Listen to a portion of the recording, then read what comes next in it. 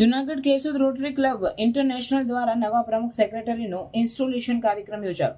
પ્રમુખ તરીકે ડોક્ટર સ્નેહલ તન્ના તથા સેક્રેટરી તરીકે અજય ગોધાસરાની નિમણૂક કરવામાં આવી। કેશોદના આંબાવાડી વિસ્તારમાં આવેલ કડવા પટેલ સમાજ ખાતે રોટરી ક્લબ કેશોદનો 21મો વાર્ષિક કાર્યક્રમ યોજવામાં આવ્યો, જેમાં નવા પ્રમુખ તથા સેક્રેટરીની નિમણૂક કરવામાં આવી। પ્રમુખ તરીકે કેશોદના ડોક્ટર સ્નેહલ તન્ના તથા સેક્રેટરી તરીકે અજય ઘોડાસરાની નિમણૂક કરવામાં આવી।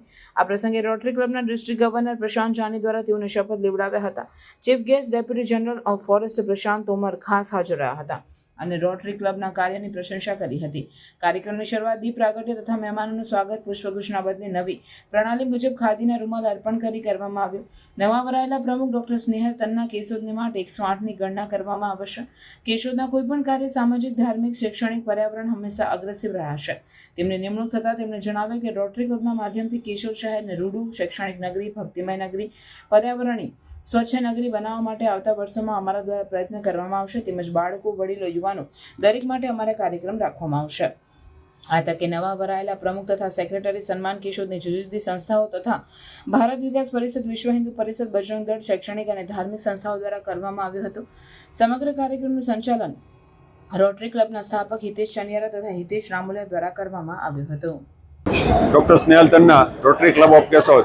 આજરોજ રોટરી ક્લબનું 21મું ઇન્સ્ટોલેશન સેરેમની હતું, જેમાં કેશોદમાં આંબાવાડીમાં કડવા પટેલ સમાજ ખાતે ઇન્સ્ટોલેશન કરવામાં આવ્યું હતું, જેમાં પાસ્ટ ડિસ્ટ્રિક્ટ ગવર્નર પ્રશાંતભાઈ જાની ઇન્સ્ટોલેશન ઓફિસર તરીકે શપથવિધિ ગ્રહણ કરાવેલી હતી।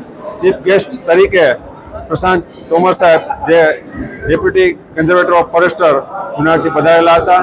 કેશોદની અલગ અલગ એનજીઓ અને જ્ઞાતિજનોના આગેવાનો અહીં ઉપસ્થિત રહ્યા હતા અને આશીર્વાદ પાઠવ્યા હતા। આવનારા વર્ષમાં 2025-26માં મારી નિમણૂક પ્રેસિડેન્ટ તરીકે રોટરીમાં થઈ છે અને અમારા સાથી અજયભાઈ ગોધાસરાની નિમણૂક સેક્રેટરી તરીકે થઈ છે। આવનારા વર્ષમાં પર્યાવરણના ક્ષેત્રમાં, હેલ્થના ક્ષેત્રમાં, શૈક્ષણિક ક્ષેત્રમાં, સામાજિક ક્ષેત્રમાં ખૂબ સારું કાર્ય કરી શકે, અન્ય એનજીઓ સાથે મળીને સારા કાર્યો કરી શકીએ, જેથી કેશોદને એક સંસ્કારી નગરી, શૈક્ષણિક નગરી અને ઉત્તમ નગરી જે ઇન્દોર કે બરોડા કહી શકાય એની સમકક્ષ લાવી શકીએ એવી અમારી નેમ છે।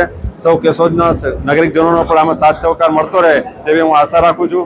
આભાર। વંદે માતરમ। ભારત માતા કી જય।